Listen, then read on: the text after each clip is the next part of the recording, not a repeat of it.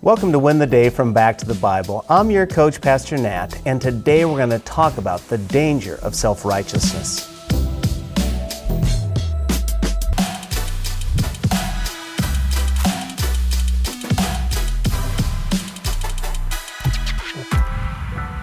In 1931, Two-Gun Crowley, a notorious criminal, was captured. Crowley had murdered many people, including at least one policeman. After a bloody gunfight, he was captured. The police found a bloodied note in his pocket that read, "Under my coat is a weary heart, but a kind one that would do nobody any harm." You see, people are convinced, no matter how much or how little evil they produce, they are still worthy of mercy and grace. This self-delusion is seen from the mass murderers to the little old granny down the street. Well, Jesus has an astonishing message for us all today about just how sinful we really are. Let's listen to Jesus' words in Matthew chapter 5, beginning in verse 21. "You have heard that it was said to our ancestors, 'Do not murder, and whoever murders will be subject to judgment.' But I tell you, everyone who is angry with his brother or sister will be subject to judgment. Whoever insults his brother or sister will be subject to the court. Whoever says, 'You fool,' will be subject to hellfire. So if you are offering your gift on the altar, and there you remember that your brother or sister has something against you, leave your gift there in front of the altar. First go and be reconciled with your brother or sister, and then come and offer your gift. Reach a settlement quickly with your adversary while you're on the way with him to the court, or your adversary will hand you over to the judge, and the judge to the officer, and you will be thrown into prison. Truly, I tell you, you will never get out of there until you have paid the last penny." Ouch. Jesus' words, they cut to the core.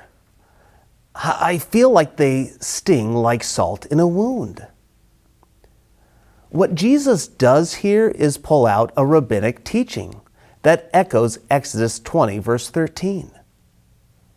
Now, there is no doubt that murdering someone is a horrible crime and sin.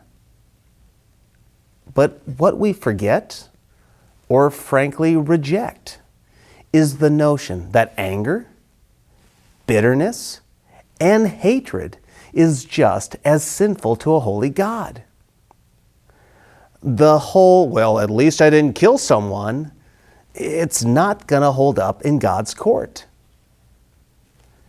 Even when remorse is experienced for wrongdoing, Jesus says, "Hold up. Before trying to make it up with God, go make things up. Make them right with that person. Even if you've been unforgiving and bad-mouthing them behind their back, go and make things right." The prophet Samuel said, "To obey is better than sacrifice." You see, even when we don't obey, we are called to make things right before we do our penance. The sins of the heart are just as wicked to God as physical murder. Yes, there are real-life consequences that are different. Yes, the punishment in hell may differ.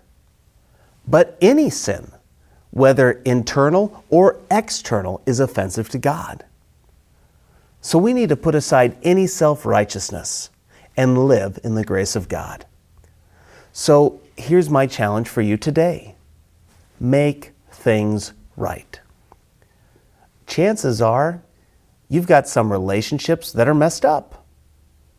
Unforgiveness, gossip, bad-mouthing, so on. They may define a relationship. You need to confess it to God, but you also need to go and confess to that person. Ask them for forgiveness. I've done this many times to people, and they're shocked by my admission. But they are transformed by the right humility. So I want you today to go out and make things right. When relationships are restored, we will win the day.